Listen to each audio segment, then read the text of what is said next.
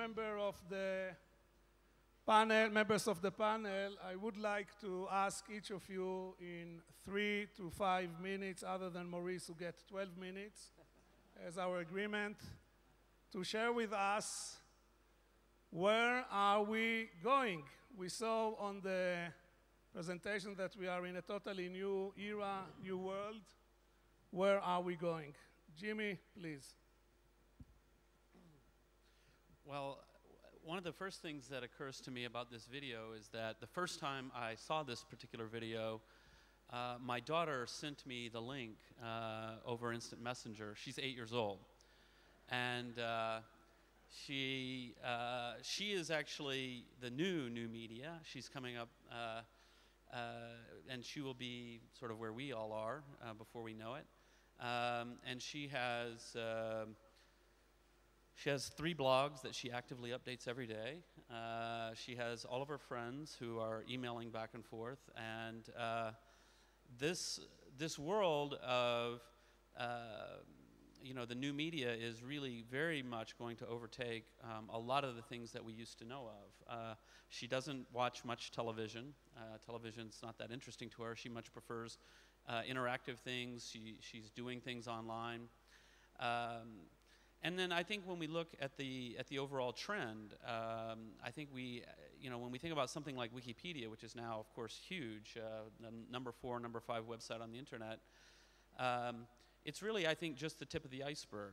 We see this huge upsurge of all kinds of participatory media. People are coming together and doing all kinds of interesting things.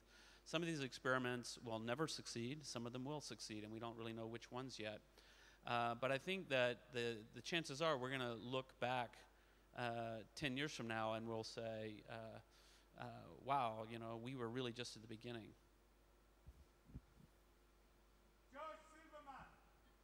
Hi, I'm Josh.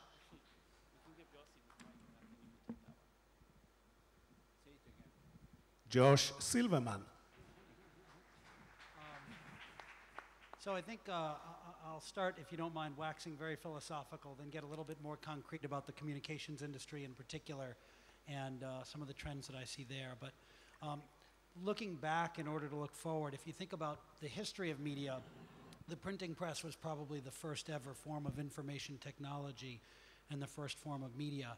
And what it really allowed us to do was, for the first time, build upon the learnings of the past so that we could actually stop reinventing the wheel and start accumulating knowledge. And as the printing press grew in popularity, the ability of humankind to actually begin to accumulate knowledge and build on the learning of the past grew. If you think about the history of media, really over the next 1,000 years or so, we saw some slow evolutions of that. But the internet really helped to accelerate all of that. And what I think you'd see as media expanded was the innovation cycle grew at a very similar pace. The faster we are at disseminating information, the faster we are at building upon the learnings across the world and therefore innovating. And what we're seeing right now is an explosion in the innovation cycle, where things that used to happen every 200 years are now maybe happening every 6 months. If you think about what happened with the internet in the very, very early days, it was kind of a printing press on steroids. It was a way to publish information largely one way, publishing out what we used to do with printed media. In the very early days also, we started to do some very basic database interactivity. And so the industry that really benefited from that was e-commerce. But if you think about the internet of today, it's not bounded to HTML and web pages. It's really the dissemination of any information over one public pipe. And if you think about it, very few things on earth cannot be boiled down to information, to data. So obviously content can be turned into zeros and ones. It turns out voice can also be turned into zeros and ones and disseminated over the internet. Voice is just more information like anything else. PayPal, currency, can actually be turned into zeros and ones and disseminated over the internet. A great many things in our life, in fact, really can be boiled down to information and disseminated over the internet. And so I expect we will see an ever-accelerating cycle of disruptive innovation across different industries as this spreads. So I'm going to take it now to our industry. Skype and communications. So Skype is a company that's just barely 6 years old.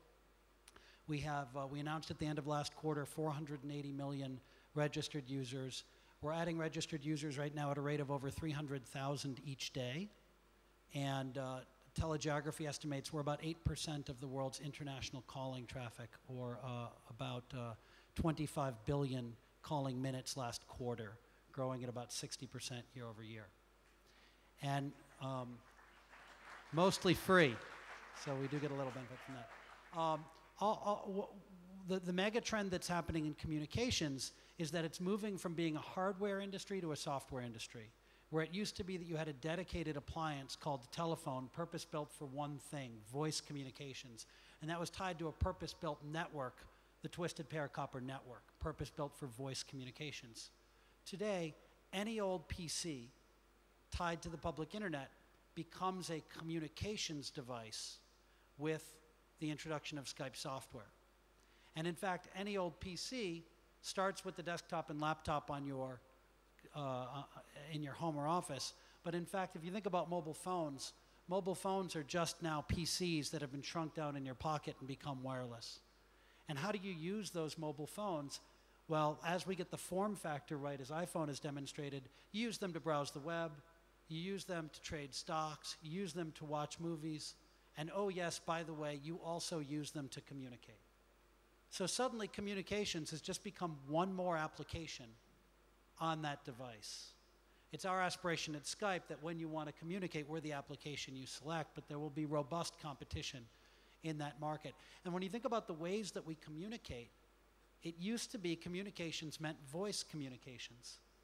I bet if people in this audience thought about how they spend their communication time, voice would be probably not a majority, and for many of you, not even a plurality of the time you spend communicating. So text communication, incredibly popular, originally with email.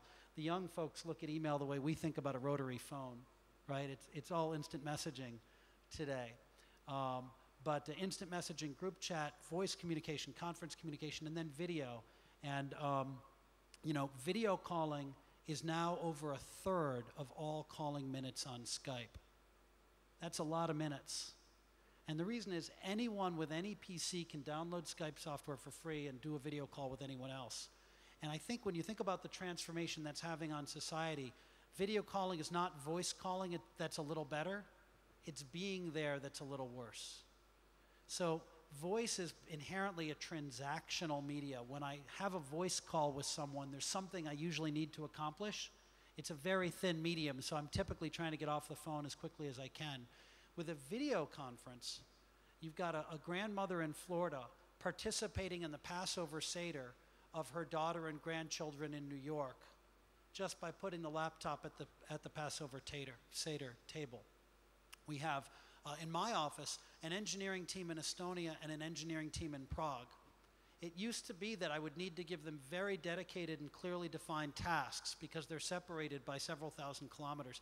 Today, we just have a persistent video wall that separates the two of them. And if an engineer in Tallinn gets stuck on something, he walks up and says, hey, Mike, come to the monitor for a second. And it's like being in the next room, a persistent video presence. It's really changing what being there means and transforming the way that we can build meaningful communications across society. My children live 8 time zones from their grandparents, and yet they have a meaningful relationship with their grandparents. They see each other several times a week, and my 5-year-old is perfectly capable of initiating a video call with her grandmother whenever she feels like it, much to her grandparents' delight. So we're seeing rapid evolution in the space, and I guess what I would close with, recognizing who's in the audience here today, is how is a regulator to keep up with rapid disruptive change in the industry? What we find is even the best meaning regulators are challenged because you can't possibly put a regulatory framework in place that anticipates disruptive change. The whole definition is the day before Skype launched, no one could have anticipated Skype or Facebook or Wikipedia, right? And suddenly we're in a whole new world. And how does one define Skype? Clearly we're a software company, but we're having an impact on communications. We're having an impact on broadcasting. And the way regulatory frameworks tend to work is they define this is what a telco is, or this is what a broadcaster is, and therefore here's the framework in which you must live. We think those frameworks become anachronistic overnight. And so the proper way for regulators to think about the industries is to think about what is the basic level of civil protection that matters, and how do we fall back on, across whatever industry it is, here's the civil protections that need to be ensured in any society, and that's really all that we focus on regulating. In that spirit, and then I will close, as net neutrality. We think for the innovation to flourish across the media and communications industry, it's very important that consumers have a choice of any application and any content they want, and that we don't allow the ISPs to become the gatekeepers that get to pick and choose which applications and which services people get to visit through their ISP. And so we're seeing some progress with that here in Israel, some progress in Europe and in the United States. We see this as one of the most fundamental issues of innovation policy in the world today, and we hope we'll continue to make progress there. Thank you. Thank you very much, Josh. Josh